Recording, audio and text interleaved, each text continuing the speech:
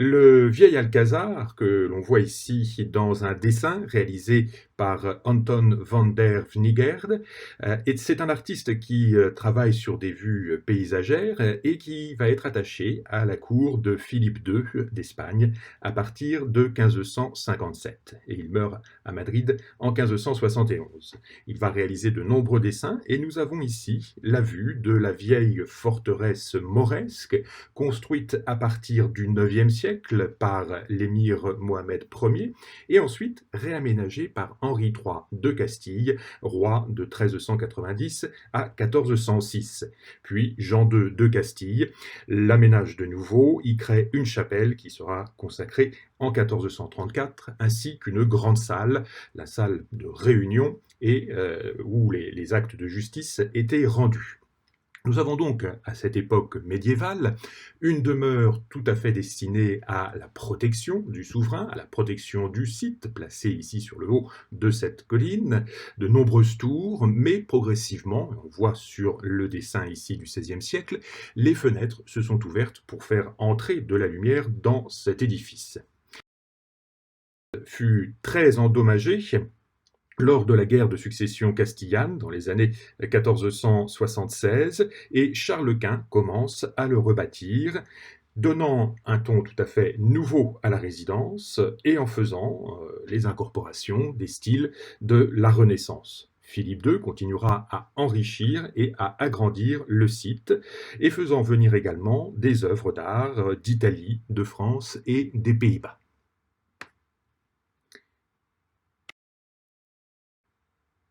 Sur cette maquette, réalisée par Francisco et Juan Gómez de Mora, des années 1608-1630, maquette conservée au musée municipal de Madrid, on voit que cette nouvelle façade va assimiler la tradition italienne avec les influences ici d'un associé pour le travail, Giambattista Crescenzi.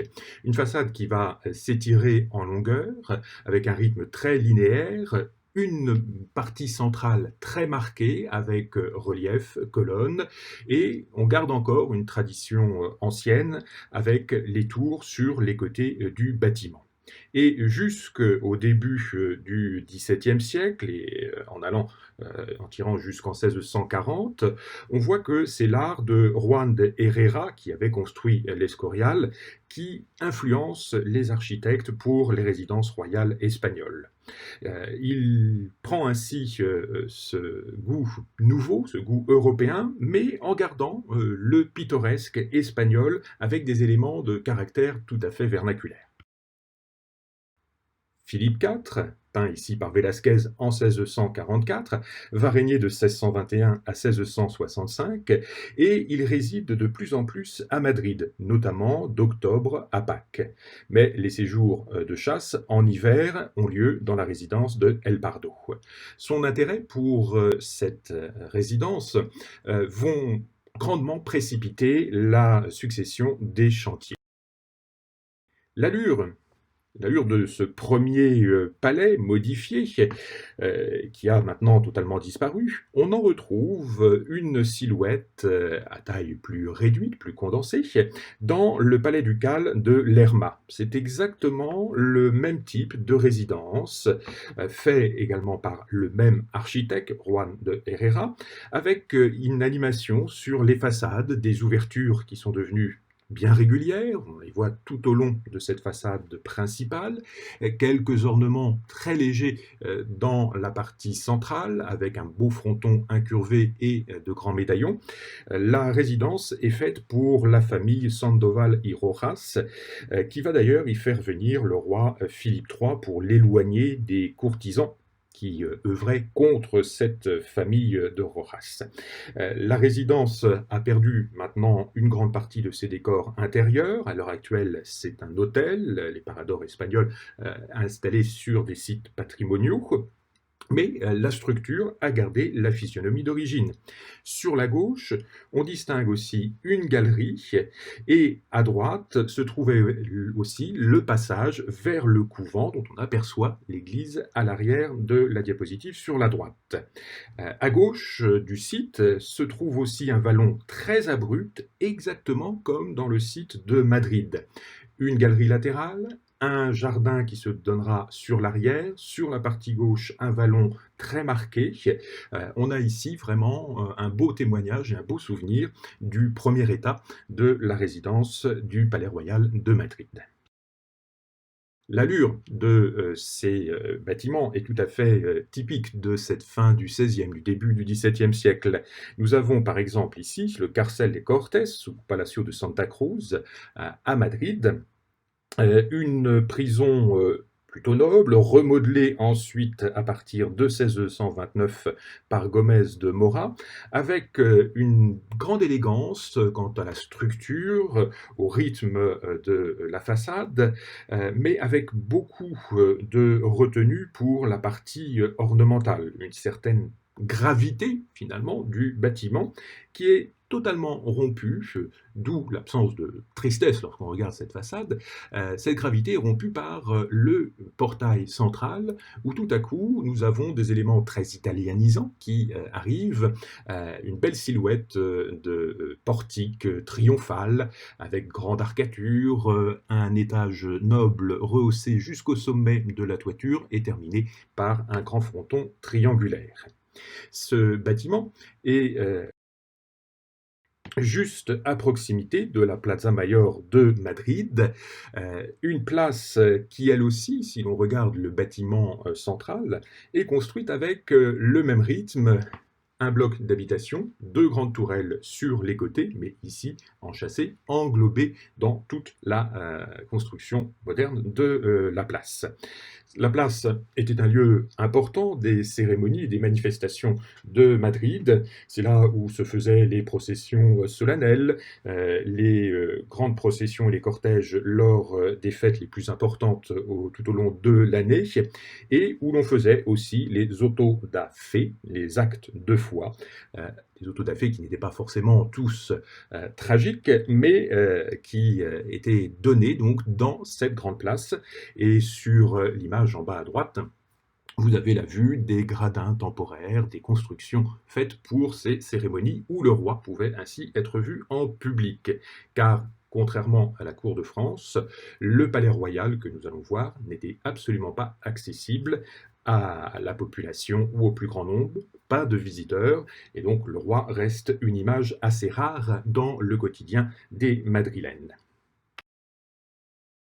À partir du XVIIe siècle, ce sont les Habsbourg qui vont prendre en main la destinée de cette résidence, avec Philippe III, qui va régner de 1598 à 1621, que nous voyons avec un tableau de Antonio Vidal, Philippe IV, qui va régner de 1621 à 1665, et Charles II, tableau par Juan Carrero de Miranda, tableau de 1680, Charles II qui règne de 1665 à 1700. C'est une période complexe pour l'Espagne, une période de grande difficulté. Le commerce des Indes, depuis Séville, accuse sous Philippe IV une chute dramatique. Une concurrence est maintenant très largement engagée entre les pays européens. L'Angleterre, la Hollande ont pris une part très importante aux échanges commerciaux et certaines routes en exclusivité des Espagnols ont maintenant disparu. Ajoutez à cela que le port de Séville est en train de s'envaser, de s'ensabler. Il va falloir transférer le nouveau port de commerce vers les routes orientales du côté de Cadiz, et le temps de ces réaménagements, la situation ne cesse d'empirer.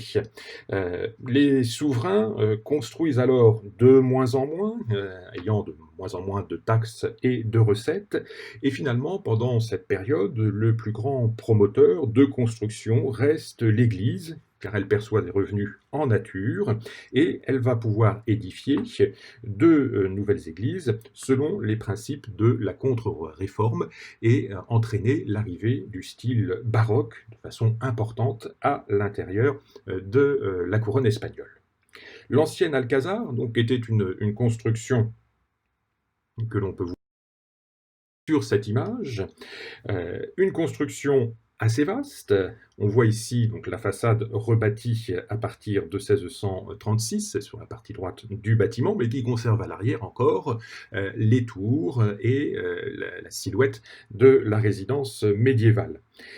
Pourtant, à l'intérieur, les embellissements se sont faits progressivement et surtout une immense collection de tableaux est réalisée depuis le règne d'Isabelle de Castille. Ce sont au XVIIe siècle 2000 toiles qui vont de Titien à Tintoret, de Ribera à Dürer, de Léonard à Bruegel, un panorama très complet d'artistes anciens, d'artistes européens, mais aussi d'artistes contemporains. Le palais donc, va aussi être agrandi et embelli à l'intérieur sous la direction de Velázquez. Il est bien sûr le peintre de la cour que nous connaissons, peintre de cour à partir de 1623, mais il devient aussi surintendant des travaux royaux à partir de 1643 et dirige les embellissements à l'intérieur des résidences royales.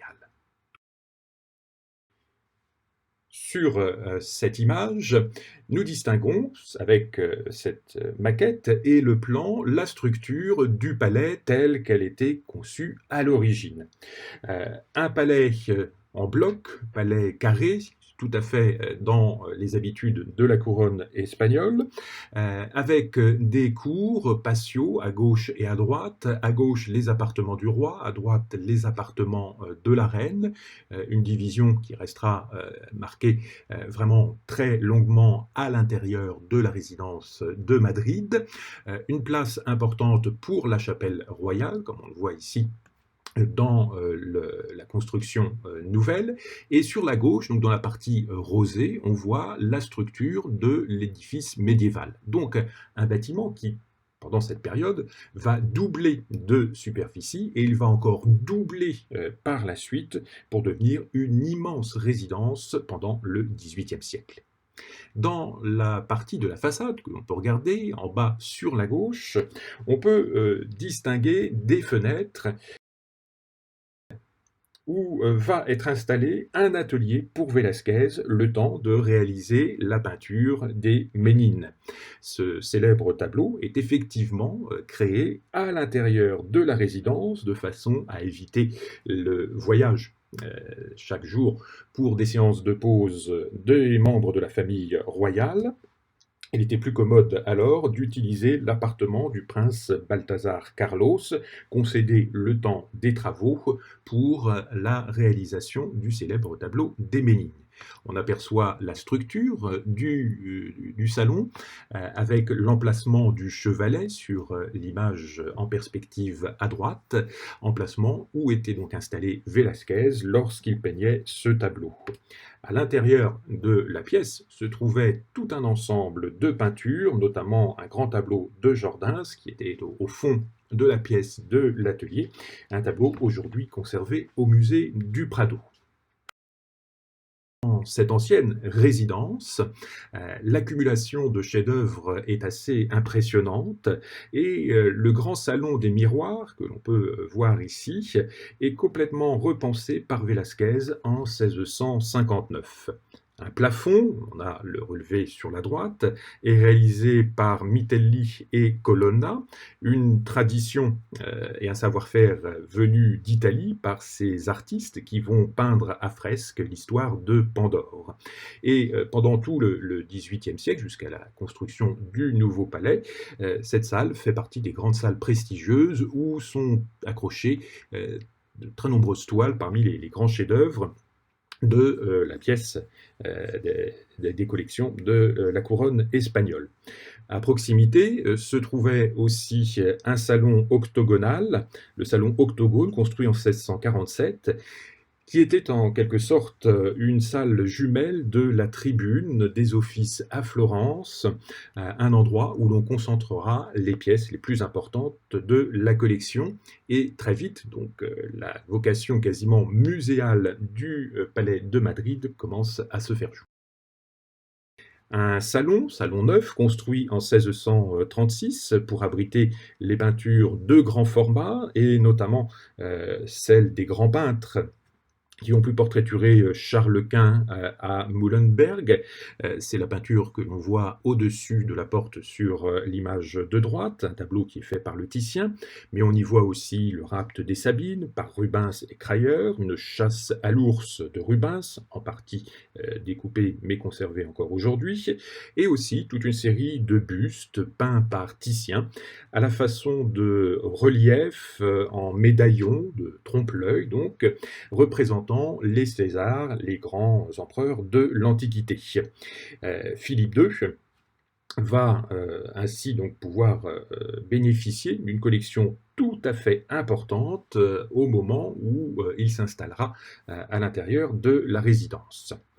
Dans les collections aussi de très nombreuses scènes de chasse faites par Snyders, nombreuses commandes faites directement par le Palais Royal à partir de 1636 pour Philippe IV. Tous les rois d'Espagne, comme les rois de France et d'autres souverains bien sûr, étaient des chasseurs tout à fait passionnés et ceci reflétait leur goût et la pratique de cette chasse à la cour.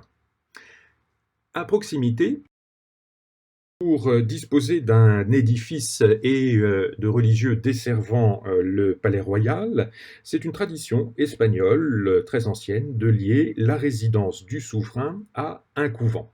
À Madrid, ce sera le couvent de l'Incarnation, ici donc couvent de l'Incarnation, une église réalisée par Fray Alberto de la Madre de Dios, 1611-1615 pour la réalisation de cette façade, sur laquelle se trouve placé un certain nombre d'écus, faits par Alonso Carbonell, et un grand relief au-dessus de la porte d'entrée de l'église, les bâtiments conventuels se déployant à gauche et à droite, et au-dessus de la porte d'entrée de l'église, une annonciation par Antonio Riera. Une annonciation qui reprend les codes esthétiques des retables d'hôtels en peinture ou en sculpture faits en Italie à la même époque. Avec le XVIIIe siècle, la reprise du trafic commercial vers les Indes, désormais depuis Cadix, et une administration efficace des Bourbons va permettre à la couronne d'Espagne de reprendre un nouveau souffle et un nouveau prestige. Ce sera effectivement l'arrivée de ces nouveaux souverains qui vont régner sur l'Espagne à partir du début du XVIIIe siècle. Sur la gauche, Philippe V, qui règne de 1700 à 1724, un tableau qui est fait par Jean Rand. À droite, Louis Ier, son fils, qui ne va régner que 7 mois, et son père donc devra reprendre ensuite le pouvoir, 7 mois donc de règne en 1724, et donc Philippe V reprend malgré lui le pouvoir et la direction de l'État de 1724 à 1746. Donc le petit-fils de Louis XIV règne globalement de 1700 à 1746. D'autres souverains bourbons qui vont ensuite s'attacher à la construction du palais royal que nous allons voir. Ferdinand VI, qui règne de 1746 à 1754, sur la gauche ici, dans ce médaillon, un médaillon peint par Jean-Marie Van Loo, et Charles III, qui va régner de 1759 à 1788, un portrait fait par Anton Raphael Mengs. Puis arrivera, pour la fin de la période qui nous occupera aujourd'hui, le règne de Charles IV de 1788 à 1809. Période évidemment très mouvementée, puisque c'est celle qui va voir arriver les guerres napoléoniennes à partir donc du début du XIXe siècle. Il est ici peint par Goya en 1789, à un moment où la cour est en plein essor, où elle construit beaucoup et où ce souverain, malgré son air un peu apathique, est un souverain très énergique en matière de construction. Le nouveau palais va devoir énormément à l'arrivée de cette nouvelle dynastie et au moment où Philippe V va prendre le pouvoir en Espagne.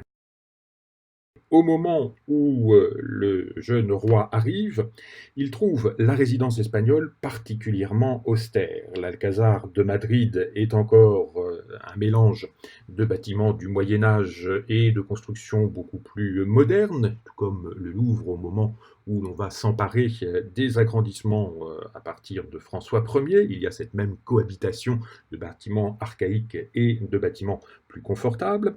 Avant d'arriver à la salle du trône, on traverse un espace qui est appelé à la cour le corridor obscur. On imagine l'ambiance lumineuse qui règne à l'intérieur de ces pièces. Et les décorations de ces appartements vont progressivement être entreprises à l'initiative notamment des reines. Marie-Louise Gabrielle de Savoie, que nous voyons ici sur la gauche, et la princesse des Ursins, que l'on voit sur la droite, vont faire largement entrer le goût français dans la réalisation du nouveau palais de Madrid. Marie-Louise Gabrielle de Savoie est évidemment assez influencée par la cour de Turin où le style français était assez apprécié, et la princesse des Ursins, qui avait été envoyée pour l'accompagner et pour être un émissaire officieuse de la cour de France, à la fois surveiller, rapporter et si possible conseiller et orienter les décisions à Madrid, cette princesse des Ursins sera un relais aussi efficace pour faire entrer le goût français à la cour d'Espagne. Ainsi, des projets sont envoyés par Robert de Cotte, celui qui va achever la création de la chapelle royale de Versailles, pour faire un nouveau bâtiment, pour reconstruire le palais, également pour donner des modèles de boiserie. Et ainsi, des échanges assez nourris avec l'atelier de Robert de Cotte se mettent en place. Avec le mariage d'Élisabeth Farnèse en 1714, suite à la mort de la première épouse de Philippe V. Nous la voyons ici dans un tableau fait par Vanloo en 1739. Eh bien, Élisabeth Farnèse va, elle, pousser vers un style beaucoup plus italianisant. Elle va d'ailleurs chasser Madame des Ursins et s'accapare avec passion les projets et les travaux de restauration du palais suite à l'incendie, dont on parlera dans un tout petit instant. Et donc, grâce à elle, le tour de l'architecture va devenir beaucoup plus italianisant, même si l'on va garder une certaine sagesse dans les orientations, ce qui reflètera peut-être ici le caractère un peu plus français de la cour espagnole pendant cette période. Donc un compromis intéressant entre les styles français et italiens du début du. C'est Filippo Juvara qui va donner ici un modèle pour la façade principale en 1735, des plans qui sont conservés aux archives de Madrid. Il y a effectivement un événement dramatique qui se déroule à la veille de Noël 1734 avec un incendie qui va ravager une grande partie du palais ancien. Alors, on va chercher les architectes les plus capables pour mener à bien ce chantier d'envergure, et grâce à l'influence d'Élisabeth Farnèse, ce sera un architecte qui a fait ses preuves en Italie, Filippo Juvara, qui sera ainsi convoqué pour les projets du nouvel édifice. Les travaux vont commencer en 1738 et seront menés pour l'essentiel de la structure jusqu'en 1764. À la mort de Filippo Juvara, c'est son élève Sacchetti qui prendra le relais, mais restera tout à fait dans l'harmonie des projets initiaux faits par son maître. Alors, pour la construction, une contrainte sera imposée à l'architecte, limiter au maximum l'utilisation du bois. L'incendie ayant évidemment traumatisé la cour, mais aussi détruit une partie des collections, on va limiter le bois aux menuiseries, aux charpentes de la toiture, mais dans les murs comme dans le sol, interdiction de placer du bois. Au sol, pas de parquet, pas de belles marqueteries fines, mais des sols avec de grands carrelages, de grands pavements de marbre ou de carreaux colorés. Ainsi, c'est un bâtiment en quelque sorte prototype qui va s'élever au cœur de Madrid. C'est aussi un bâtiment qui souligne le triomphe du baroque italien et plutôt piémontais, puisque c'est à Turin que Filippo Juvara mène tout le début de sa carrière, avec le grand déploiement horizontal de la façade qui était à la mode partout en Europe depuis le développement à succès des façades de Versailles. Il y a d'ailleurs ici une similitude très forte, on le voit dans la vue gravée sur la partie supérieure de cette image, un bloc central et ensuite une longue colonnade qui n'est pas sans rappeler la colonnade faite par Perrault au Louvre, mais avec une animation davantage dans le goût italien pour la partie supérieure. Juvara avait donc théorisé, avant son décès en 1736, le plan de la résidence autour d'une grande cour carrée, un choix plutôt traditionnel pour les résidences espagnoles, mais avec un parti de construction monochrome, teinté essentiellement de blanc. Et ce parti blanc a beaucoup choqué les courtisans qui préféraient encore à cette époque une polychromie traditionnelle avec de la brique, des encadrements de pierre, des toitures avec de l'ardoise, un hérissement coloré finalement, mais on va choisir une pierre à chaux et le granit de façon à réduire les coûts, une élimination des décors et des ornements sur la façade, là aussi pour gagner en efficacité, en rapidité et pour réduire les coûts de construction.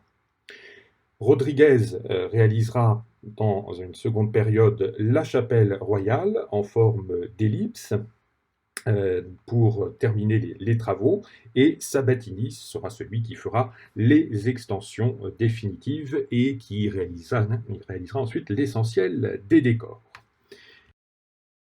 Le nouveau palais est donc reconstruit après cet incendie de 1734 sur le même emplacement, et on le voit ici un peu en retrait depuis l'ermitage del Ángel sur la rivière des Manzanares, un tableau de 1770 conservé dans une collection particulière. Voici à peu près le même emplacement avec la photographie contemporaine et son état actuel. Un grand palais, bloc, dont on voit sur la photo du tableau la même silhouette que celle qu'on a pu voir dans les documents précédents. Donc un palais tout à fait imposant. Il va devenir particulièrement colossal puisque c'est 135 000 mètres carrés d'habitation qui seront alors à disposition de la cour, 3 418 pièces, un bâtiment qui est 2 fois plus grand que le palais de Versailles avec ses 63 000 mètres carrés et évidemment beaucoup plus gigantesque que celui de Buckingham. Donc la cour d'Espagne veut vraiment marquer cette puissance retrouvée grâce à la dynastie des Bourbons en construisant ce magnifique et ce somptueux bâtiment. On voit que le sang Bourbon n'est jamais en peine lorsqu'il est question de construire. On a pu le constater en France pendant tout le XVIIe ou le XVIIIe siècle. À proximité maintenant du bâtiment, sur cette façade donnant sur le jardin d'Orient. Lorsqu'on a la façade principale, sur la droite se trouve une place en ville, appelée le Jardin d'Orient, et nous avons donc cette façade qui reprend très bien le projet que l'on a vu dessiné et gravé par Juvara. Le Jardin d'Orient, qui, ceci dit en passant, est la partie la plus occidentale de la ville, montre le principe de ce grand palais linéaire, un rez-de-chaussée haut avec des fenêtres pour les soupirails qui vont éclairer les services en dessous, les habitations du rez-de-chaussée, de petits entresols qui sont éclairés plutôt sur cour, mais dont on aperçoit des petits blocs carrés en fausses fenêtres, et ensuite, premier, deuxième étage, la toiture, elle, a disparu, derrière un attique très haut, avec cette balustrade pour dissimuler les pentes du toit. Pour l'ornementation de la façade, on va tout de même convoquer un certain nombre de grandes personnalités, des personnalités historique et parfois un peu mythologique également. Pour le bloc central de la façade sur le jardin de Lorient, ce sont les statues des rois wisigoths qui sont réalisées par Sarmiento.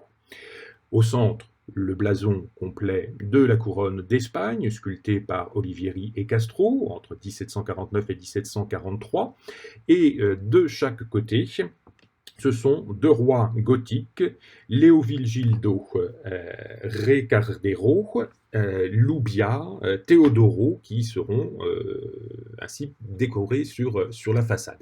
Nous voyons ici Recaredo et également Lubia, ces rois qui sont évidemment ici dans des portraits totalement postérieur et commémoratif. Il n'y avait absolument aucune iconographie existante sur ces rois anciens qui avaient régné en Espagne. Sculpture avec Saint Ferdinand III et Olivieri pour la sculpture.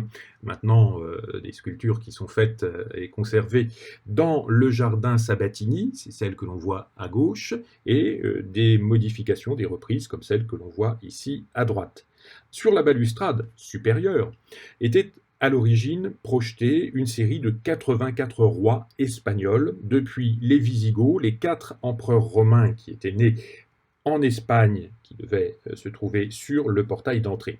Les sculpteurs comme Felipe de Castro, Juan Domingo, Olivieri vont s'atteler à partir de 1749 à cette tâche pour remplacer la décoration de la partie supérieure de la balustrade qui avait été faite uniquement avec des grands pots à fleurs. C'était une réalisation plus économique, mais destinée à être temporaire, le temps de mener à bien la construction, la réalisation de chacune de ces sculptures. Alors, progressivement, les sculptures prendront place sur... Elles restent beaucoup plus linéaires, puisqu'ici, sur la façade du côté du jardin Sabatini, on ne retrouve pas ces sculptures. La façade est élevée par le filleul de Vanvitelli, qui avait travaillé pour le roi d'Espagne lorsqu'il était encore jeune en Italie. Et on a là une réminiscence de ce style italien, mais qu'on peut aussi qualifier de pan-européen, puisqu'on le retrouve à travers toutes les grandes cités d'Europe à cette même période. Si l'on juge de cette façade, partie centrale, à l'arrière se trouve ici la chapelle, corps de bâtiments et des pavillons en ressaut sur les extrémités gauche et droite. Eh bien, c'est quelque chose dont on a déjà l'essence avec la construction du palais de Caserte, réalisé par Vanvitelli. C'est donc son filleul qui terminera l'achèvement de la façade en Espagne. On voit vraiment ce style baroque glissant vers le classicisme, avec ces belles façades monumentales à l'antique, un ordre colossal qui réunit le premier et le deuxième étage par des pilastres ou par des frontons dans les blocs centraux et latéraux. Ce goût était très largement développé depuis d'ailleurs le XVIIe. En témoigne ici une idée d'un projet du Bernin en 1665 faite pour le Louvre. Il avait donné une proposition avec une partie centrale ventrue, un grand renflement, qui ne sera pas retenu parce qu'elle était davantage dans un goût italien que français. Et dans sa seconde proposition, on retrouve ce grand développement tout à fait impressionnant de la façade, posé ici sur un grand socle, un grand bossage rustique très impressionnant, qui marquait comme cela la force et la puissance du souverain. C'est donc finalement une esthétique qui devient un peu globale pendant ce XVIIIe siècle. Ici, une vue aérienne qui nous permet de distinguer l'étendue de ces édifices.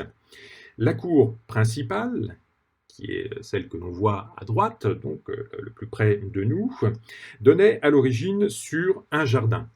Le jardin, on le voit sur la partie gauche, a été remplacé par un grand édifice, c'est la cathédrale Almudena, qui voit le début de son chantier en 1883 et elle sera complétée et achevée en 1992. Donc, donnant sur la vue du jardin, une grande grille qui va être posée en 1893, une grande grille en fer forgé, suite à la destruction de l'aile de l'armurerie, incendiée en 1883.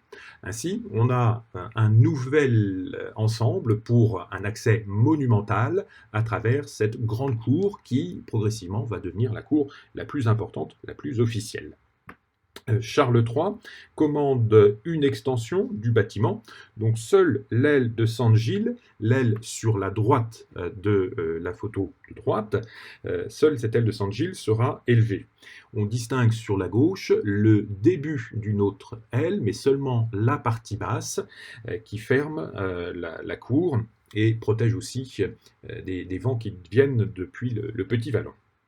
Le pavement que l'on distingue aujourd'hui dans la cour d'honneur était projeté par Sabatini. Les dessins avaient été donnés par l'architecte, mais n'ont été réalisés qu'en 1973, remplaçant ainsi un sol en gravier qui était assez malcommode pour les mouvements de la cour. Nous approchons de l'édifice et donc de cette cour de façade, une grande cour avec un bossage assez important, assez épais. Ce bossage sont ces rythmes de pierre moins travaillés, moins épanelés que dans la partie supérieure, ce qui accroche aussi la lumière et donne comme cela un caractère plus animé à cette façade, jouant sur la lumière reprise sur les pierres, les deux niveaux de fenêtres au-dessus, et l'ensemble ici de l'édifice est relié, est unifié avec un grand ordre unique colossal, avec des chapiteaux ioniques, une large corniche dans la partie basse. Elle sera surmontée en partie haute par une corniche beaucoup plus importante et au-dessus la balustrade, et le centre est particulièrement mis en vedette ici avec ce grand balcon, un balcon dont on peut retrouver d'ailleurs une certaine influence dans les projets du Bernin, les grandes colonnes toscanes aussi sur les côtés, balcon où se tiendront les apparitions de la famille royale, on le verra en détail dans un petit instant. Dans la partie au niveau des toits, on a toute cette série de pots à fleurs qui étaient là en attente de la réalisation des sculptures des grands souverains, et également des cheminées faites dans les années 1737 à 1750 sur les modèles de Sacchetti, des cheminées assez basses de façon à ne pas rompre l'esthétique générale de la façade du bâtiment. En se rapprochant, on voit ce grand balcon central qui sera élargi avec davantage de profondeur sous le règne de Charles III, car depuis cet emplacement, la famille royale assiste à la procession officielle au moment de Pâques pour le défilé des Saintes Images qui se passe en dessous. C'est aussi par ce grand portail que la famille sortait de la résidence le samedi après-midi pour aller à la messe dans l'église d'Atocha, un peu plus loin en ville, donc un lieu où va se cristalliser finalement les sorties et les apparitions de la famille royale. Au-dessus du balcon se trouve ce relief tout à fait intéressant car avec de très nombreuses images en lien avec l'histoire espagnole. Nous avons dans le médaillon cette Minerve espagnole, un relief sculpté par Olivieri. Dans ce médaillon, on voit la déesse avec une grande lance dorée, d'où sortent une multitude de blés et d'olives, et à ses pieds, un petit animal, on aperçoit à gauche de la lance. Cet animal, c'est un petit lapin, le légendaire lapin d'Espagne, le Cuniculus, d'origine ibérique. L'Espagne, 1000 ans avant notre ère, pullulait de lapins. C'est ce que disent les Phéniciens lorsqu'ils débarquent sur ces terres d'Espagne, et ils vont appeler ce territoire I-Saphan-Im, littéralement le pays des damans, c'est-à-dire des petits mammifères qui ressemblaient aux lapins et qu'ils avaient ainsi cru reconnaître. I-Saphan-Im va devenir pour les Romains Hispania. C'est ainsi que Varron, au IIe siècle avant notre ère, donne cette étymologie. Les lapins, cuniculi, ont pris leur nom au fait qu'ils ont coutume de creuser eux-mêmes des souterrains, cuniculos, pour se cacher dans les champs. Mais le nom ancien, donc le nom hérité des Phéniciens, sera celui d'Espagne. Et pour Isidore de Séville, d'ailleurs, cuniculus serait une déformation de caniculus, le petit chien. Donc il faut peut-être plutôt trouver dans l'origine peut-être davantage des chiens de petite taille qui servaient à débusquer les lapins dans leur terrier. En tout cas, ici, on a une synthèse des passages des occupants antiques de la terre espagnole, phéniciens et ensuite romains. En dessous, c'est Plutus, le dieu de l'abondance, avec cheval, avec grand bœuf, avec mouton, des terres d'élevage dans la région autour de Madrid, une source aussi de grande richesse pour l'Espagne, qui se trouve ainsi confortablement et un peu mollement installé, appuyé sur une grande corne d'abondance, d'où l'or se répand. Ce ne sont point fruits, blé ou légumes qui tombent de cette corne d'abondance ici, mais la richesse. Au-dessus de ce groupe sculpté du fronton, le fronton principal avec la grande horloge qui conserve une cloche de l'ancienne Alcazar, cloche réalisée en 1637, les autres cloches étant de 1761. Tout autour du cadran central, nous avons des symboles, des étoiles, du soleil levant et couchant qui vont tourner autour du zodiaque, des thèmes des planètes que l'on va retrouver prolongés avec tout en bas de l'image les croissants de lune, avec de petites étoiles au-dessus des fenêtres à gauche et à droite, de part et d'autre du fronton central tout en bas de l'image. Cela est une dédicace finalement à la prétention universelle de l'Empire espagnol qui règne sur toutes les parties du monde. Les rois qui ont fait construire le Palais Neuf sont présentés ici par Olivieri. On va pouvoir distinguer, donc, au niveau de la corniche, tout à fait en haut à gauche, Philippe V, Ferdinand VI, une réplique moderne actuellement de l'original conservé dans un square de la ville, Barbara de Bragance, première épouse de Ferdinand, et Marie-Louise de Savoie. Isabelle Farnèse, seconde épouse de Ferdinand VI, a été ici placée par son époux, car elle n'avait pas donné de descendants. Et donc sur les autres piédestaux, on va pouvoir retrouver des personnages qui ont des liens avec la couronne d'Espagne. Pas seulement des souverains espagnols, également des souverains des pays conquis par l'Espagne. Et c'est comme cela que sur cette grande façade assez solennelle, on va trouver les costumes pittoresques de Moctezuma, l'empereur du Mexique, que l'on voit ici à gauche par Juan Pascal de Meña, et Atahualpa, souverain du Pérou, avec une longue boucle d'oreilles qui tombe ici, ornée de multiples perles, une sculpture faite par Domingo Martinez. On trouvera aussi les saints patrons de la cour, comme Saint-Jean, Saint-Émilien. L'ensemble de ces sculptures avait été démantelé en 1760, au moment où Charles III quittait Naples et venait d'arriver ici en Espagne.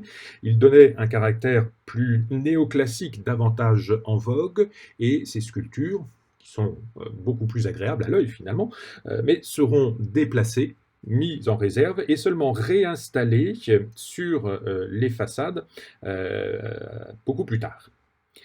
À l'intérieur, dans une grande cour carrée, une cour qui reprend les deux modèles que l'on peut voir ici. Sacchetti va en effet réutiliser le principe de la cour du palais ducal de Mantoue, un résidence faite pour la famille d'Este. On en a ici la vue à gauche. Et à droite, la grande cour carrée du palais Altan, un palais situé à Rome, tout près de la Piazza Navona. Ce sont donc des formats tout à fait établis et bien connus par nos architectes italiens qui permettent ainsi une diffusion des appartements autour d'un noyau central de circulation pour les entrées, pour le fonctionnement de la maison, et c'est ce qui sera donc conservé et repris pour la résidence espagnole. Nous sommes de nouveau à Madrid, au sein du Palais Royal, avec cette grande cour carrée. Les sculptures en partie basse vont accueillir maintenant les sculptures représentant les souverains romains qui étaient nés en Espagne, Honorius, Théodosius par Olivieri, Trajan et Adrien par Vesto, qui vont être installés ici à l'époque de Ferdinand VI en 1791. Grande statue monumentale représentant Charles III par Maella est réalisée au moment de cette même commande en 1791. Il se trouve vêtu à la romaine en écho à celle faite pour la cour et se trouve placé au début d'un très court escalier qui est en face de l'escalier principal. Donc il ménage ainsi la transition entre la partie intérieure et celle de l'extérieur, et on va le retrouver dans l'image suivante. Il est ici tout en bas de l'escalier, au niveau du corridor d'accès où les carrosses pouvaient vous déposer, et de là, on peut emprunter cet escalier d'honneur tout à fait monumental. Escalier spectaculaire, fait entre 1746 et 1789 pour son achèvement.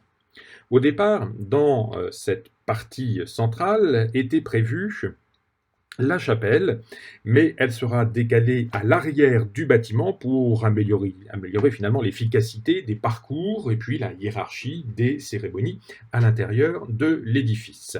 Et ainsi, après de très très longs débats, Sacchetti va faire une synthèse des différents projets soumis par les membres de la toute récente Académie des Beaux-Arts de San Fernando. Sacchetti va unir leurs différentes visions pour réaliser ce grand escalier avec une montée à la fois agréable et tout à fait majestueuse dans son projet donc lancé à partir de 1746. Tout en haut, on distinguera dans un moment une grande fresque réalisée par Giacinto, mais ce qui attire l'attention au niveau du palier, ce sont ici des lions en marbre sculptés par Robert Michel. Le plus vivant, le plus dynamique, celui que l'on voit à gauche, et celui de droite fait par Felipe de Castro. C'est d'ailleurs en montant cet escalier et en posant la main sur l'un de ces lions que Napoléon dit à son frère Joseph « Vous allez avoir un bien plus beau palais que moi », car le palais des Tuileries n'avait pas la grandeur de l'édifice madrilène dans lequel son frère va pouvoir habiter quelque temps. Arrivé sur le palier, donc ici, on voit les modes d'éclairage pour cette grande cage d'escalier tout à fait monumentale, avec des oculis qui vont permettre de faire entrer une lumière assez abondante. Dans la partie du balcon au-dessus de ce palier, c'est une statue de Charles IV, en empereur romain, sculptée par Barba, un sculpteur qui la sculpte à Rome en 1817. Et tout en haut, on arrivera progressivement jusqu'au point de vision de la grande fresque qui va couronner. La fresque est faite par Corrado Giacinto. C'est un peintre qui travaille essentiellement à Naples, mais qui va être appelé à la cour d'Espagne à partir de 1753 comme premier peintre de la chambre du roi Ferdinand VI, qu'il avait connu lorsqu'il était alors jeune souverain à Naples. Le décor de la chapelle lui est confié, le décor de plusieurs salles également. Et ici, donc pour ce grand plafond, il va se concentrer sur la partie centrale. Toute la partie d'entourage va être animée par une immense guirlande, des trophées en stuc, des grandes têtes, des cornes d'abondance, qui vont être réalisés par les stucateurs Giambattista Andreoli, les grands masques également et les effets de grisaille. Les éléments tout autour sont en thème avec l'harmonie universelle, les quatre continents, et on y ajoutera des effets très illusionnistes avec la foi, et cette grande peinture illustre un triomphe de l'Espagne, de la foi sur tous les continents. Dans la partie au cœur de cette fresque, c'est la religion et l'Église triomphante qui l'emporte ici. Elles viennent pour protéger l'Espagne, accompagnées d'un cortège de vertus avec la prudence, la justice, la constance, l'intégrité, la religion zélée, autant de vertus qui sont à associer à un bon souverain pour un bon gouvernement. Autour de cette partie du bloc central de la composition, on peut distinguer des personnages, l'Afrique, avec le personnage sur la gauche, également quelques captifs qui rappellent les victoires sur les musulmans et également les découvertes liées aux explorations en Afrique du Sud.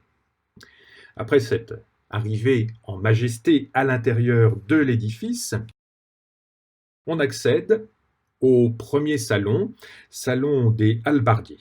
À l'origine, cette pièce est conçue comme une grande salle de bal avec de hautes et de grandes tribunes pour les musiciens. Charles III va la transformer en salle des gardes, simplifier la décoration des murs et introduire des pilastres toscans. Un décor en marmorino à l'origine va être simplifié en 1880 avec une pierre plus unie. Un grand sol en pierre blanche de Collemare avec des ornements et des cabochons rouges en pierre de Elmolar sont parmi les pierres qui seront très couramment utilisées à l'intérieur de la résidence royale. On peut voir sur cette photographie également le tableau de Antonio Lopez, un tableau de 1994 réunissant l'ensemble de la famille de Juan Carlos. Dans la pièce, peu de mobilier, puisque c'est une grande salle de passage et d'attente, où ont lieu aussi des manifestations officielles. On peut voir 4 grandes consoles en acajou avec des plaques de bronze dorées faites d'après les dessins de l'architecte Sabatini entre 1793 et 1807. Elles sont faites par Lopez et Urquiza à la Manufacture royale de mobilier de Madrid. Un pendant des Gobelins qui va être développé à l'initiative des souverains bourbons. Des consoles qui avaient été destinées à l'origine à la salle à manger, qui a été agrandie et refaite au XIXe siècle, et qui se sont donc réfugiées dans cette grande salle des hallebardiers. Au niveau du plafond, c'est Tiepolo qui va réaliser ce décor autour du thème de Vénus, une peinture faite entre 1760 et 1762. Ici, Vénus vient demander des armes à Vulcain pour Énée, et des branches de laurier vont être ainsi apportées pour caler cette victoire d'Énée. C'est ce que l'on voit avec les stucs dorés sur les côtés. De très beaux effets de lumière, d'atmosphère qui accompagnent Énée dans la partie basse vers le temple de l'immortalité et en partie supérieure, sa grande lumière triomphante, l'arrivée de Vénus. Vénus, elle tient un casque, elle lui remet ainsi donc les armes pour lutter contre le roi Tourmos, des armes qu'elle avait faites fabriquer par son époux Vulcain. Mars, Chronos sont également descendus, ils sont sur la droite, pour assister à cette arrivée d'Énée, et Mercure, à l'opposé, descend depuis le haut du firmament pour proclamer, pour diffuser la bonne nouvelle des succès annoncés d'Énée. Donc, contrairement à ce que l'on peut imaginer au premier regard, ce n'est pas la partie de l'amour de Vénus, mais c'est une Vénus qui va armer, ici, en apportant les armes faites par Vulcain, et correspondre au thème des décorations pour ces salles des hallebardiers. La troupe des hallebardiers existe toujours à l'heure actuelle. On aperçoit ici le corps des hallebardiers défilant au moment de la Semaine Sainte à travers la cour d'honneur du palais de Madrid. Donc un corps qui conserve d'ailleurs pour les cérémonies d'apparat le costume d'origine. La salle suivante, salle des colonnes, est élevée sur l'emplacement de la cage d'escalier primitif de la première construction du nouveau palais. Mais de façon à avoir un escalier plus monumental, on voit qu'il a été déplacé sur la droite. Donc à l'origine se trouvaient deux escaliers au cœur du bâtiment, l'un pour les appartements du roi, un autre pour les appartements de la reine, et on va retrouver ici une partie d'éléments en pierre de Collemare, comme dans le grand escalier, les colonnes cannelées ioniques, avec des décorations également pendantes de la toison d'or, grand ordre dignitaire espagnol. Les bronzes que nous voyons ici sont faits par Jean Godlink au XVIe siècle et par Sebastiani et Del Duca au XVIIe siècle. Ce sont pour les bronzes du XVIIe siècle des commandes qui sont faites lors du séjour de Velázquez en Italie, qui avait été envoyé par le roi pour acheter des tableaux, mais également des sculptures ou faire réaliser des œuvres.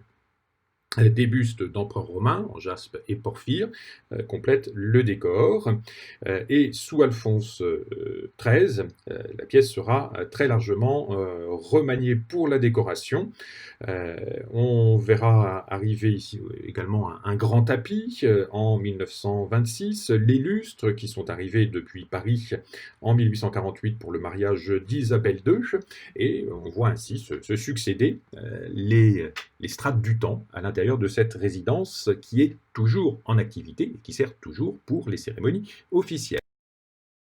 Sur les parois, quelques tapisseries de Bruxelles, avec ici le miracle du paralytique, des tapisseries qui reprennent les actes des apôtres, d'après les cartons de Raphaël pour la chapelle Sixtine, un tissage réalisé à Bruxelles entre 1605 et 1629 par Jan Retz et Jacob Goebbels, donc typique de ces grands tissages bruxellois à une époque où nous étions encore dans les Pays-Bas espagnols. Une sculpture de Charles Quint terrassant la Fureur, très belle sculpture en bronze faite par Leone Leoni entre 1551 et 1555.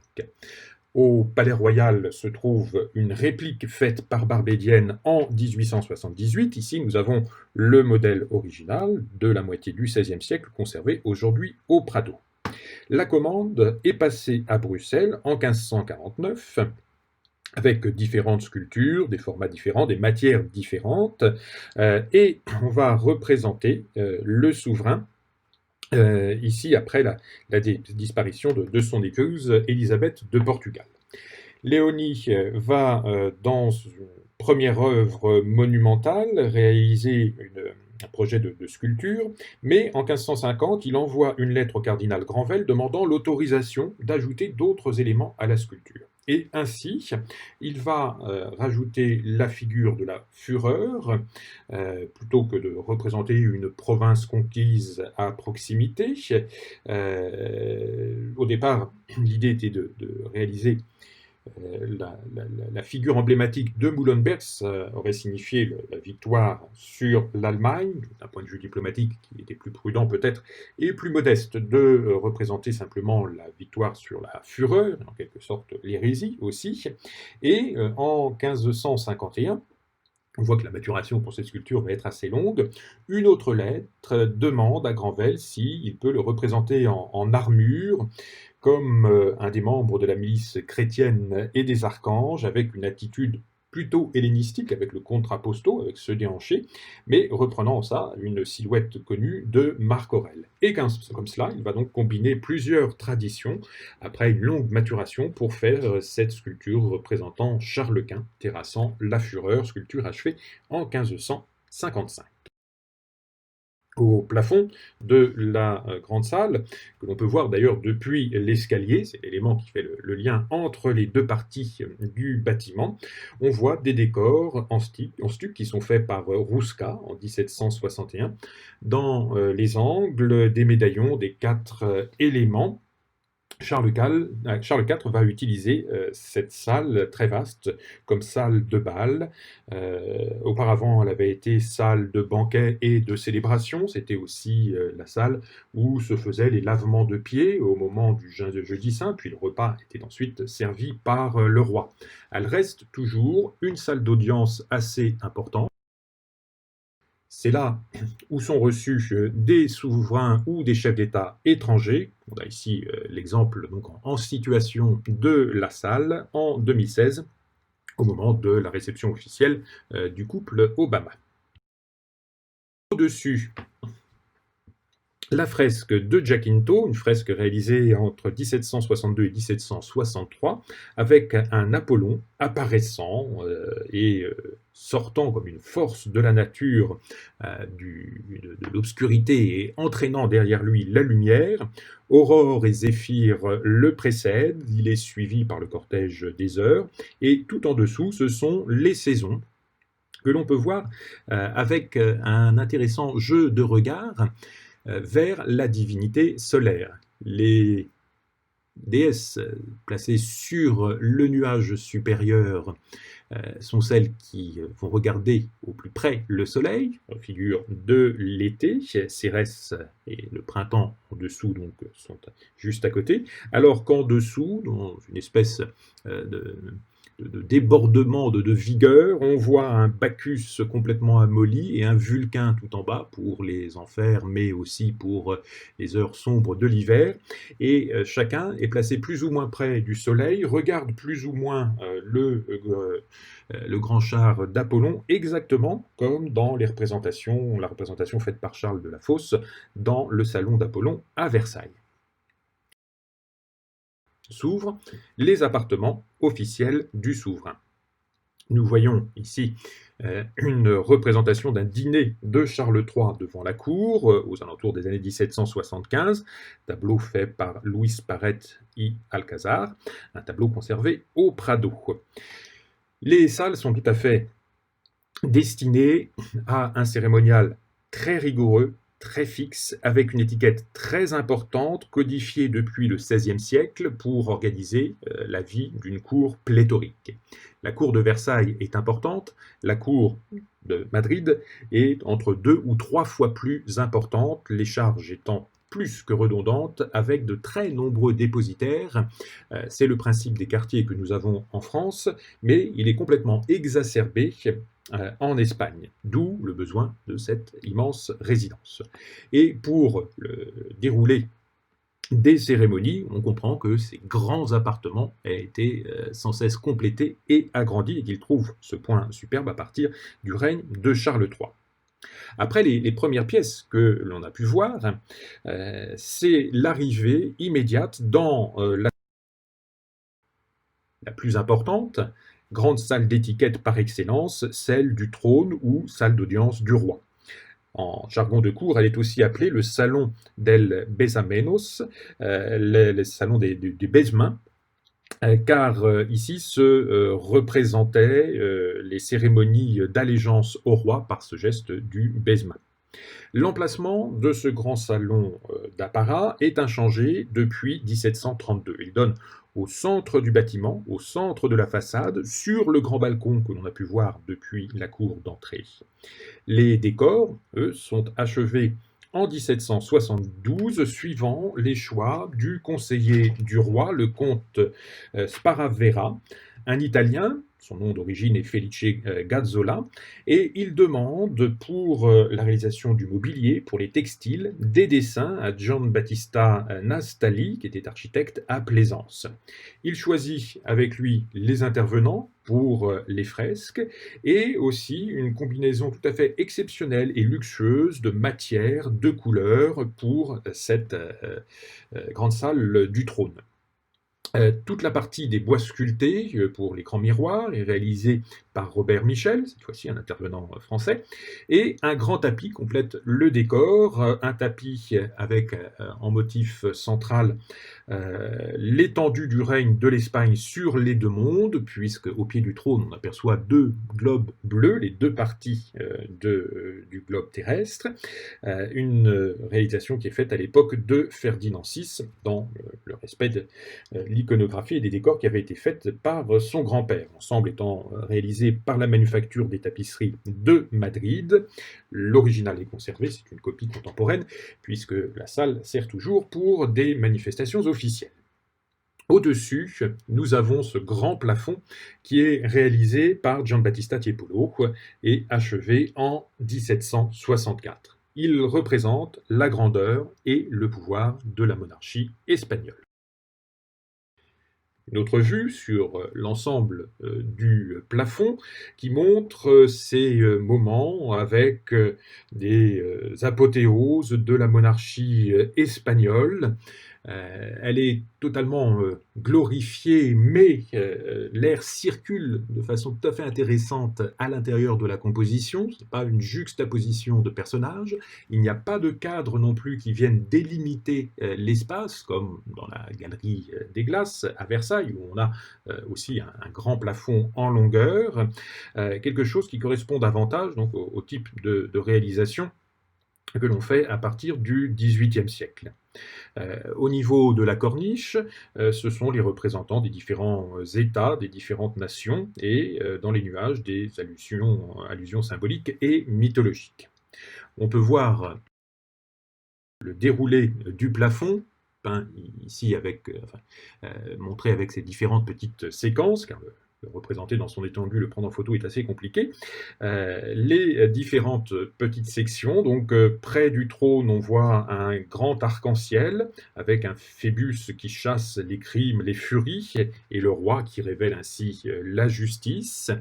Dans une autre plafond, un grand obélisque avec une dédicace en l'honneur de Charles III, qui achève la résidence ici de Madrid, des types physiques, des types de textiles, de reflets qui sont tout à fait caractéristiques de la manière de Tiepolo. Et dans les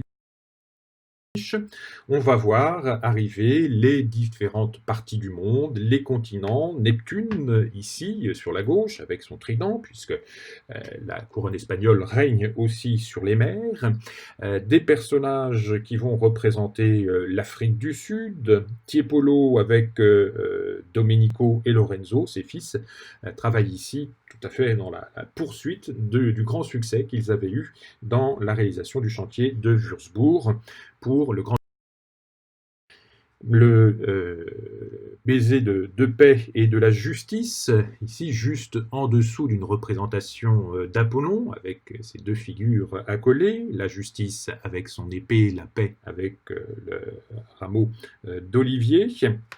La monarchie espagnole donc est un trône de paix et de justice, ce trône étant placé ici à proximité. Se dérouler de part et d'autre le cortège des continents. Presque tous ces continents ont vu le triomphe et les conquêtes espagnoles. Une réalisation donc avec grand succès et beaucoup de panache ici par Tiepolo, qui, on le voit ici, avec cette représentation de divinités marines, des oiseaux qui virevoltent autour d'un oranger. Il y avait d'ailleurs à l'intérieur de la cour, dans les appartements de famille de Charles III, de très nombreuses cages avec des oiseaux, il raffolait des volatiles. Et on distingue aussi une partie des stucs qui sont faits par Bollarusca et les frères Brilli, des artistes italiens venus pour travailler également sur ce chantier. Dessous, on voit l'estrade avec le grand trône, de part et d'autre des consoles avec des tables sculptées, des miroirs, la grande sculpture du baldaquin. L'ensemble des sculptures en bois sont réalisées au XVIIIe siècle sous la direction de Gazzola, mais en tenant compte des inclinations du roi et de ses choix, de ses goûts artistiques. une de ces grandes consoles avec ces immenses miroirs sculptés.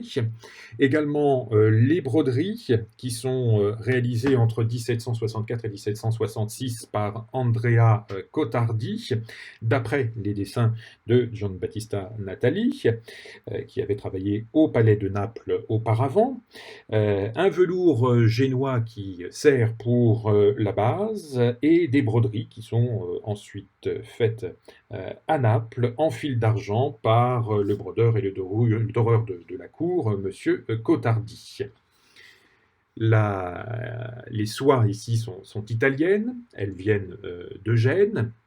Les plus beaux textiles seront utilisés pour les pièces les plus importantes de la résidence, la salle du trône, la chambre de parade du roi et de la reine. Toutes ces pièces textiles viendront d'Italie.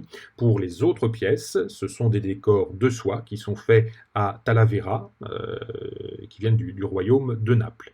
Le mobilier, lui, donc complète l'ensemble. Il est réalisé par la manufacture de la Grande Rat, par Gennaro di Fiori, et d'autres éléments prennent place aussi, comme cette grande et spectaculaire pendule Louis XVI, ici, qui est faite par Furet et Godon. Les candélabres, eux, sont signés par Thomire. Auprès du trône, nous avons des grands lions et des sculptures en bronze qui représentent les vertus cardinales. Tout près du trône se trouvent la tempérance et la justice. Des sculptures qui sont faites par René Frémin ou Foggini, les deux artistes s'étant partagé la commande. Des sculptures des vertus cardinales au départ prévues pour la collégiale de la Grande Rat et finalement réalisées et déplacés ici à l'intérieur de la salle du trône. Ce sont aussi des répliques de sculptures antiques. On aperçoit près de la porte d'entrée au fond de cette image, notamment le Germanicus, sculpté par Sebastiani et Del Duca d'après un original romain. L'ensemble de ces répliques sont faites à Rome, toujours à la demande de Velázquez lors de son voyage de 1651. Et c'est au même moment qu'il va demander à Bonicelli de refaire des lions qu'il avait pu voir à la Villa Médicis. Velázquez les voit. Ensuite, de passage à Florence, il va demander donc, de reprendre les projets à Bonicelli. Flaminio Vacca va travailler aussi à la réalisation de ces grands lions destinés à être des supports de table pour la grande salle des miroirs du vieil Alcazar. Nous n'étions pas encore dans la résidence telle que nous la connaissons.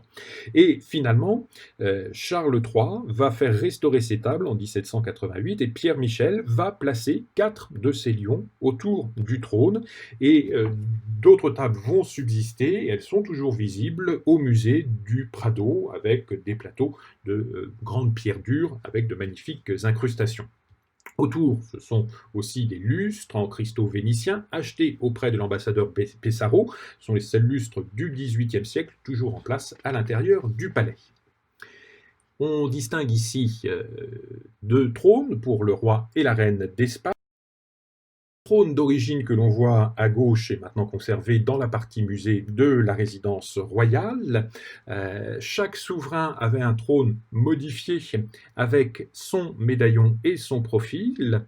On a donc ainsi les nombreuses copies qui sont faites et actuellement pour l'actuel roi Philippe VI et Laetitia son épouse, eh bien contrairement à ce qui avait été fait pour les souverains, le profil a disparu. Le dernier profil donc est fait pour Juan Carlos et la reine Sofia.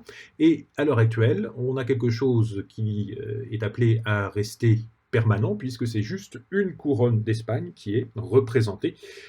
Petit sacrifice aux économies contemporaines.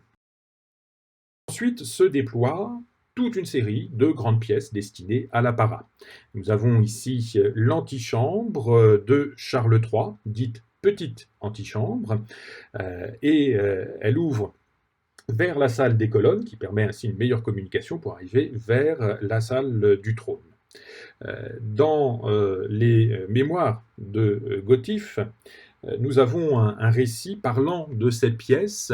On en trouve donc, nous avons vu tout à l'heure, qui parle de ces cérémonies qui ont lieu à la cour. Le roi y mange seul à la table dans cette salle, les ministres lui présentent leur respect puis se retirent pour leur propre repas dans une pièce attenante et reviennent juste avant la fin du repas du roi. Seul le nonce reste à proximité et le roi lui parle pendant le repas. Il l'accompagne vers son bureau ou reste avec lui ici si le roi discute un quart d'heure avec des personnes. En hiver, la pièce est tendue de tapisseries avec une série de l'histoire de Joseph, de David et de Salomon. Voilà donc la présentation du cérémonial qui semble d'ailleurs un petit peu triste quand on observe bien cette image. La somptuosité de la pièce ornée de tapisseries, mais en été, ce sont des grandes peintures qui sont disposées, des peintures équestres, 5 faites par Velázquez, une par Rubens, 2 Vanloo, qui sont maintenant à la Grande Ra, et puis ensuite, à partir de Ferdinand VII, des séries de peintures faites par Luca Giordano sur la vie de Salomon et de Marcus Curtius. Donc un ensemble tout à fait impressionnant pour cette salle d'antichambre qui sert de salle de représentation et de parade également pour le souverain dans les moments quotidiens de la vie. Le plafond, un plafond réalisé par Mengs, qui travaille pendant presque toute sa carrière en Italie. En 1774, il fait ici cette apothéose de Trajan. Les stucs sont faits par Andreoli de façon précédente en 1761 et 1763. Trajan est un empereur né en Espagne qui va ensuite vivre en Italie. C'est un miroir de Charles III et également de ses prétentions impériales.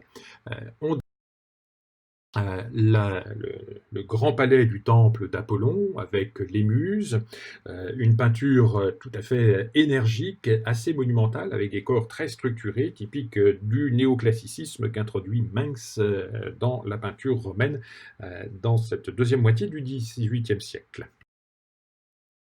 L'antichambre suivante, autre antichambre faite pour Charles III, dite antichambre d'Hercule. Elle sert aussi de salle pour le dîner du roi. Une décoration qui est faite de la même manière avec des tapisseries.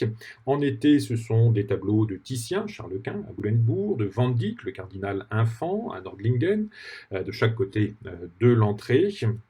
On y trouvait aussi le tableau des Ménignes ou Philippe II présentant l'enfant Ferdinando à la victoire en remerciement des succès de la bataille de Lépante, un tableau fait par Titien. Donc il faut imaginer une grande galerie de peintures avec des maîtres de premier ordre pour la décoration de ces salons. Au niveau du plafond, apothéose d'Hercule, également réalisé par Mengs. Et dans les angles de la pièce, on peut voir Mars, on peut distinguer ici la divinité entre la victoire et Castor et Pollux, tous les deux sur la droite, Pan, un satyre, Esculape qui se promène à l'intérieur de ce cortège. Et un tout petit peu plus loin, donc ici sur la partie droite, c'est Apollon et les Muses, que l'on retrouve donc avec tout à fait à gauche Esculape, Vertune, Pomone, Uranie, et debout à droite Cérès et Bacchus. Le roi est ainsi également le protecteur des arts. Alors, une grande partie de ces peintures ont été refaites car au moment de la guerre civile espagnole, des grenades avaient réussi à rentrer à l'intérieur de la pièce avec la mauvaise idée d'y exploser. On trouve conservé à l'intérieur de cette pièce les portraits de Marie-Louise de Parme et de Charles IV en uniforme de colonel des gardes, deux tableaux faits en 1799 par Goya. On voit que Goya a une grande liberté pour travailler et qu'il met en place ici une véritable formule, une anticipation des nouveaux portraits que l'on va pouvoir découvrir pendant tout le XIXe siècle. Les tableaux sont dans cette pièce depuis le règne de Ferdinand VII. Au même moment, il travaille à un tableau de la famille de Charles. Le tableau commencé en 1789,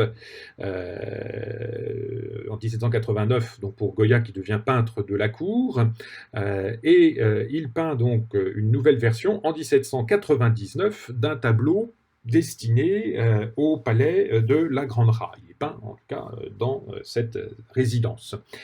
Et la famille souveraine s'attendait à un portrait beaucoup plus fastueux, du type des grands portraits de cour faits par Vandelot à l'époque de Louis XV pour nous en France.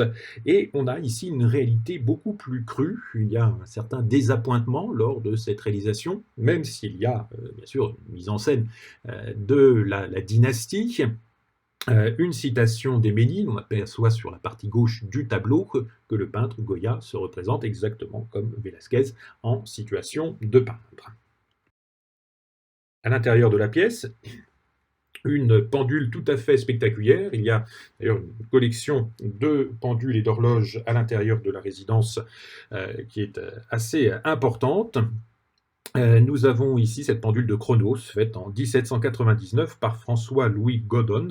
C'est son dernier ouvrage qu'il va livrer depuis Paris. Il était également marchand mercier, une pendule avec orgue. L'orgue est dissimulé dans la partie basse de la caisse, là où se trouvent les armes espagnoles, et des sculptures en marbre, le temps au-dessus de cette construction, le globe avec les heures, et tout autour des figures comme au-dessus la Charité, une sculpture en biscuit faite à la manufacture de Madrid. Une pendule qui est faite d'après les dessins de Dugourc, qui est un dessinateur ornemaniste qui travaille pendant toute la fin du XVIIIe et début du XIXe siècle, qui a une carrière tout à fait européenne, et qui donne ici ses modèles pour cette pendule tout à fait spectaculaire. Il dessinera aussi de nombreux modèles d'étoffes. Le salon Gasparini qui date de l'époque de Charles III, entre 1760 et 65, salon des vestirse, le salon où le roi s'habille, lieu qui sert pour les audiences privées. On voit ici un soin très méticuleux pour les détails. C'est un ensemble de soie qui est brodé à fil d'argent, fait entre 1760 et l'ensemble est totalement achevé en 1802, un accrochage qui a lieu 14 ans après la mort de Charles III qui avait commandé le décor de cette pièce, et en attendant ce sont des tapisseries ou des tableaux de Velázquez comme la Forge de Vulcain, les parcs, Los Borrachos de Murillo, des tableaux de Ribera et de Titien qui décoraient la pièce.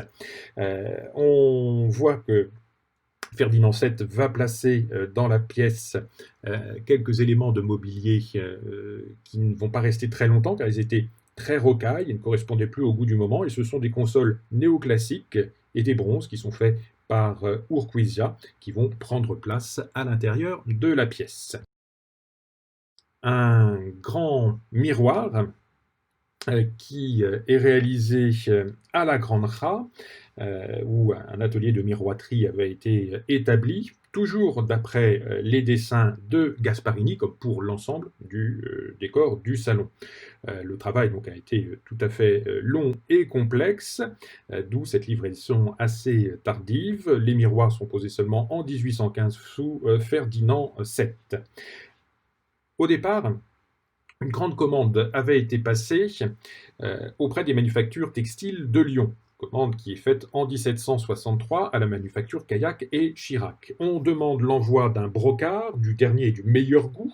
34 échantillons sont envoyés à titre d'exemple, et on propose même de reprendre les brocarts faits pour la chambre de Louis XV à Versailles, en y introduisant quelques variations. Et le ministre Gazzola va non seulement conserver assez longuement ces échantillons, mais ne passera pas de commande, renverra tardivement l'échantillon pour laisser le temps aux ateliers de tissage de Valence de prendre des modèles d'inspiration. Et c'est comme cela qu'on a une contrefaçon du style le plus brillant français, mais réalisé par les manufactures espagnoles. On trouve aussi le raffinement de ces décors avec ce goût de chinoiserie, des chinoiseries qui sont peintes et argentées. On voit les détails des angles ici, faits entre 1760 et 1765. Ces motifs de chinoiserie ont été très popularisés, notamment dans les résidences italiennes, à Naples, là où séjournaient les premiers souverains bourbons venus ensuite à Madrid.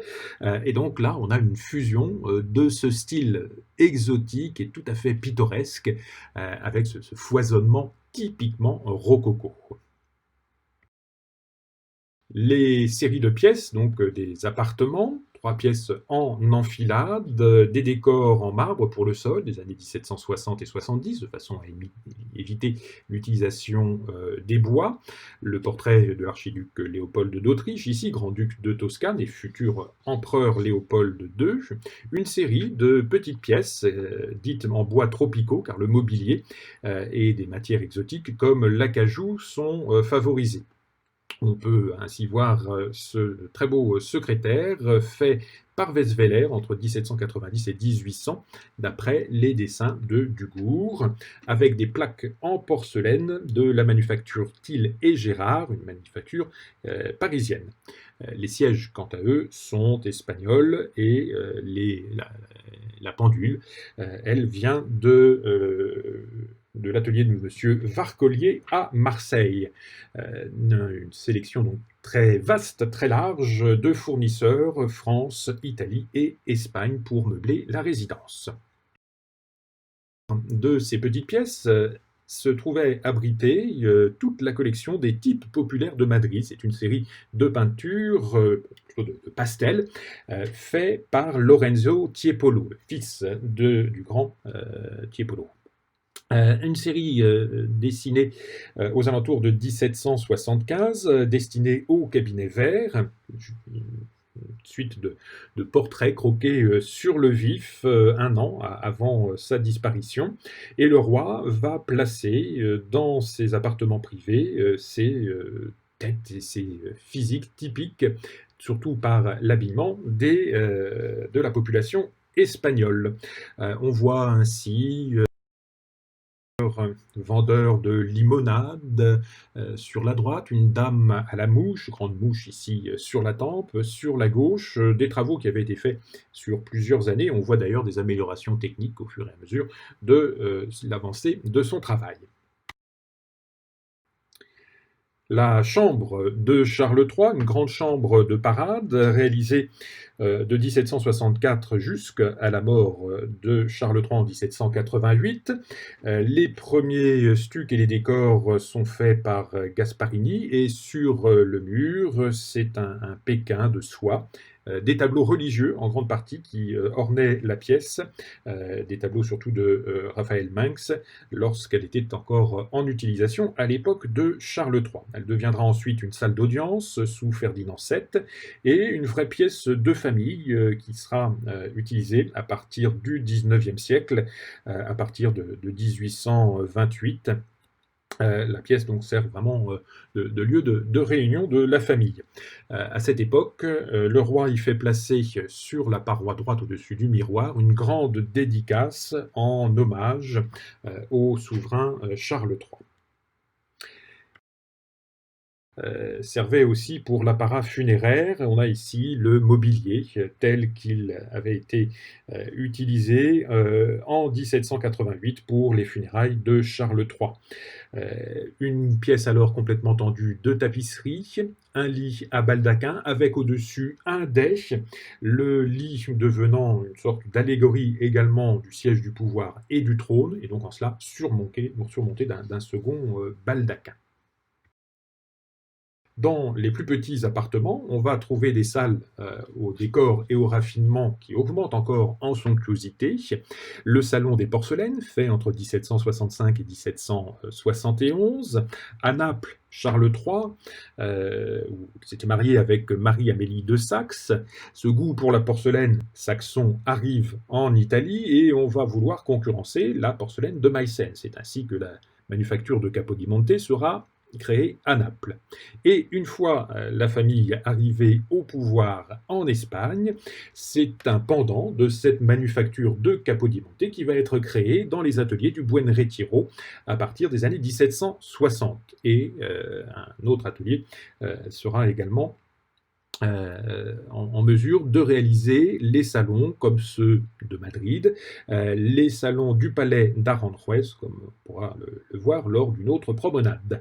Ce sont des plaques de porcelaine fixées sur des cimaises de bois. Les miroirs d'origine étaient en argent, avec des reflets légèrement verts, pour garder ainsi une harmonie avec la tonalité de la porcelaine. Le lustre, lui, date du 19e siècle, c'est un lustre français, et au centre, vous avez cette pendule à l'atlas supportant la sphère céleste, Abraham Louis Breguet, pour la réalisation de cette pendule spectaculaire tournante, réalisée au début du 19e siècle. La pièce, on voit donc d'autres reflets. C'est vraiment ici une reprise de la pièce qui avait été réalisée à Portici. Donc l'image que l'on a là, c'est celle de Portici. La résidence a disparu, mais le cabinet a été remonté à Capodimonte à Naples. Et donc c'est vraiment sur les souvenirs de ce cabinet que l'on voit ici que le cabinet nouveau a été réalisé. Taille d'un angle et de la partie supérieure de la pièce. Pendant la guerre civile entre 1936 et 1939, tout fut démonté et remonté après les épisodes de la guerre. Les appartements de la reine étaient composés de 3 grandes pièces principales en enfilade sur la façade ouest. Elles ont été réunies pour en faire la salle de banquet qui manquait à la résidence au XIXe siècle. Et à la demande d'Alphonse XII, après la Première République qui s'installe brièvement entre 1873 et 1874, il commande une grande salle pour proclamer vraiment la majesté et l'importance de la couronne, salle pouvant recevoir 100 personnes, et c'est son architecte, José Segundo de Lema, qui va achever la construction de cette grande salle de festin en 1879. L'achèvement du décor complet sera d'ailleurs seulement livré en 1885 avec un style très néo-Louis XIVien qui était tout à fait en vogue dans les grandes résidences royales en Europe à cette fin du XIXe siècle. On va retrouver alors un déploiement de bronze, de marbre, une série de lustres, 16 lustres ici faits à Paris, tout comme les 144 chaises dans un style Louis XVI capitonné, et une grande table, très simple, car elle doit être démontable facilement et rapidement pour les soirées de danse qui succèdent au banquet. On a donc ici une approche intéressante car elle donne un côté historique à la pièce, une reconstitution d'un goût Louis XIVien, sur les murs des tapisseries bruxelloises du XVIe siècle, avec les cycles de l'histoire de Vertune et Pomone qui sont faits par Panmaker sur des castons de Jan Cornelis, une décoration qu'on appelle en Espagne vraiment du type alphonsine, avec les grands marbres, les grands effets de couleurs un peu retenues, un peu lourdes, complétées par une série de grands vases chinois, anciens pour certains, d'époque Qianlong, ou de vases monumentaux de Sèvres du XIXe siècle. Les plafonds vont combiner la survie des 3 décors d'origine de ces pièces. Donc 3 parties différentes. Mengs qui réalise ici le plafond de l'Aurore entre 1763 et 64. Il était destiné à la chambre de la reine. Les stucs tout autour, eux, sont des années 1880 quand la pièce est refaite. Une décoration qui avait été faite pour Isabelle Farnèse et une pièce qui sera utilisée jusqu'à la reine Toto de Naples. C'est son surnom, son vrai nom c'est Marie-Antoinette de Bourbon, la femme de Ferdinand VII, mais sympathiquement surnommée Toto de Naples au sein de la cour. Et les pièces attenantes étaient un salon turc et un salon des pastels qui sont donc sacrifiés pour donner cette grande salle de réunion. Au niveau des plafonds, On conserve les décors, des décors faits en mémoire d'Isabelle la catholique, González, Velázquez, Christophe Colomb et les souverains qui reçoivent ici les trésors du Nouveau Monde. González Velázquez fait cette peinture entre 1763 et 1765.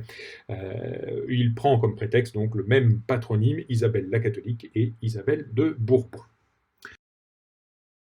Dans une partie du décor, on a également cette scène en lien avec l'histoire andalouse, Boabdil qui remet les clés de Grenade au roi catholique, une peinture à fresque 1763 qui est faite par Francisco Bayeux, qui faisait partie du décor de l'ancienne antichambre. Et pour le décor de la table, c'est tout un ensemble d'un surtout fait à partir de 1778 par Luigi Valadier à Rome, surnommé et appelé le surtout Breteuil. L'achat est fait en 1786 par le prince des Asturies. Ce surtout avait été réalisé initialement pour le pape, mais finalement acheté par le bailli de l'ordre de Malte, le bailli de Breteuil, et complété progressivement par les ateliers espagnols du Buen Retiro. Donc un ensemble pour le dormant de table, qui servit aussi de cadeau diplomatique. C'est comme cela que certaines pièces sont aujourd'hui abritées dans les collections de Versailles et notamment au Grand Trianon, puisqu'elles avaient été offertes à Napoléon Ier. Le parcours de la résidence ne serait pas complet sans la pièce importante qui termine le palais, celle de la chapelle. Grande chapelle royale dont on accède par les galeries du premier étage qui donnent sur la cour principale. La première idée de Sacchetti était donc de faire une chapelle dès l'entrée du bâtiment, au niveau de la salle des hallebardiers, mais en 1848, donc il va adopter l'emplacement qui termine le parcours du grand appartement. Les retards de projet, les extensions qui ne sont pas réalisées vont entraîner de longs retards dans le chantier. La construction est faite aussi avec de très belles matières tout à fait précieuses. Le marbre noir veiné blanc de Manaria qui vient du Pays Basque, de grandes colonnes qui sont faites en un seul tenant, un grand dais royal dont la broderie prendra de nombreuses années pour être achevée seulement en 1762 par Antonio Gómez de los Ríos. Et donc dans ce décor, on va voir une grande majesté peinte et une grande coupole. Une coupole qui est peinte par Giacinto Corando et Rodriguez, coupole de la gloire de la Sainte Trinité, faite entre 1754 et 1762. Dans les trompes, les petits triangles à la base de la coupole, on va retrouver San Leandro, Saint Damas, Isidro Labrador et Santa Maria de la Cabeza, l'épouse de Sant Isidro. Leur fils Iliane était tombé dans un puits. Il remonte miraculeusement du fond de l'eau et sera ainsi sauvé. C'est le lieu de l'actuel musée Sant Isidro à proximité du Palais Royal de Madrid.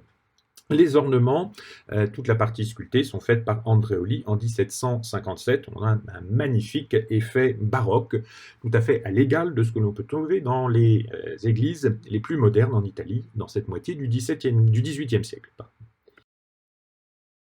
L'autel est dédié, lui, à Saint-Michel Archange, une peinture qui est faite par Ramon Bayeux, avec un rendu peut-être un petit peu plus modeste par rapport au reste très dynamique du décor, car c'est une réplique ici qui est faite d'après un original peint par Giordano. Salon pour les appartements de la famille royale seront ornés pendant la fin du XVIIIe et aussi pendant le XIXe siècle. Parmi les pièces les plus spectaculaires, on peut noter le salon de Marie-Louise de Parme, fait entre 1793 et 1798.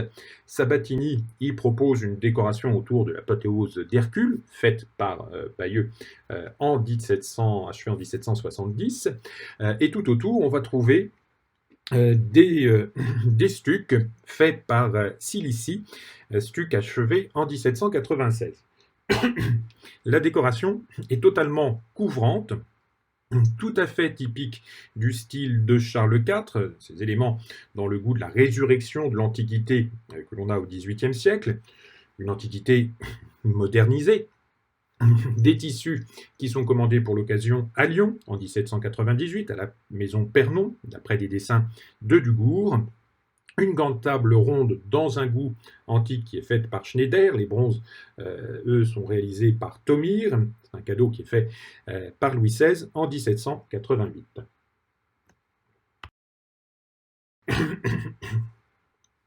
De très fins détails ici pour ces textiles avec ces petits oiseaux. Le détail donc d'une nouvelle pendule, une pendule à musique et astronomie qui est faite par Manuel de Ribas en 1797. Elle fait partie de la collection des pendules faite par Marie-Louise, qui était absolument passionnée par l'horlogerie de précision. Dans les collections du palais, on peut noter également des éléments un peu rares, comme ces Stradivarius palatins, une collection de 5 instruments qui avait été faite pour le quartet de cour de Philippe V. 2 violons, un alto, un violoncelle, réalisés à la fin du XVIIe siècle. Le roi passe à Crémone et souhaite donc acquérir ces instruments. Mais les guerres de succession, le temps des voyages, fait qu'ils n'arriveront que 70 ans après la commande, et c'est Charles III qui pourra ainsi en bénéficier, lorsque son fils, le prince des Asturies, faisait alors un voyage en Italie, et il peut ramener ces instruments qui jouent toujours parfois au sein de concerts dans le palais, comme on peut le voir sur l'image de gauche. D'autres réalisations, à la toute fin du XVIIIe siècle, en 1791, comme ce salon des Stucs, un appartement de retraite pour la reine Marie-Louise de Parme, sur les dessins de Sabatini et les Stucs toujours faits par Brilly, une décoration très fine qui est la résurrection des termes, des satyres, de figures avec un très léger relief, une très fine polychromie, ressuscitant les plus belles décorations que l'on pouvait trouver à l'intérieur des villas et des résidences royales espagnoles, mais d'après les modèles issus de Rome, de Pompéi et d'Herculanum. Donc, cette promenade pour les salons les plus marquants au sein du palais royal. Ferdinand VII, donc détrôné, devra se réfugier à Valençay jusqu'en 1813. Il reviendra en 1814 et ensuite un certain nombre d'appartements seront refaits pendant le XIXe siècle, davantage de tentures venant de France, des tableaux qui commencent progressivement à être moins importants dans les décors car on est en train de constituer la collection sous le choix d'Isabelle de Bargance pour la création du musée du Prado, mais encore beaucoup de portraits de personnages de la dynastie.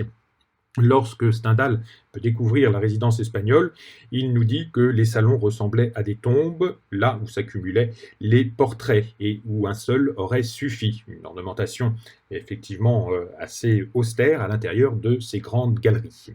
Ce n'est pas la seule résidence construite pour le plaisir de la couronne espagnole. Imaginez à Navas de Rio Frio le palais royal de Rio Frio, un palais construit entre 1752 et 1759 pour la veuve de Philippe V, la reine Élisabeth Farnèse, dans laquelle on peut voir une reconstitution, à une échelle un tout petit peu moindre, du palais de Capodimonte. Les dessins sont faits par un Tessinois, Vigilio Rabaglio, un protégé de la famille, et un protégé du marquis Scotti qui va le pousser pour la création de cette nouvelle résidence. Aussi au XVIIIe siècle la création du palais de la Grandra dans la région de Ségovie où Philippe V souhaitait se retirer, un palais à 80 km de Madrid. Au sein de la ville de Madrid, le palais du Buen Retiro, construit entre 1631 et 1633. On est aux portes de la ville, juste derrière l'actuel Prado. Une grande construction demandée par le duc Olivares de façon à offrir des distractions au roi Philippe IV. Cette grande construction a malheureusement disparu. Il n'y a que quelques parties qui subsistent à l'heure actuelle. Résidence des souverains espagnols.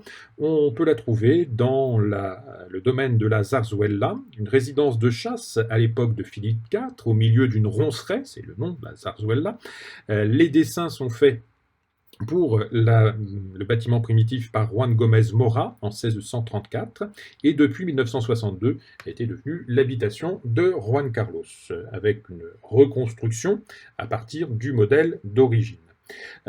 À 300 mètres de là, une résidence à l'est pour l'actuel souverain Philippe VI, construction achevée en 2002, le Grand Palais de Madrid ne servant plus maintenant que pour les cérémonies les plus importantes.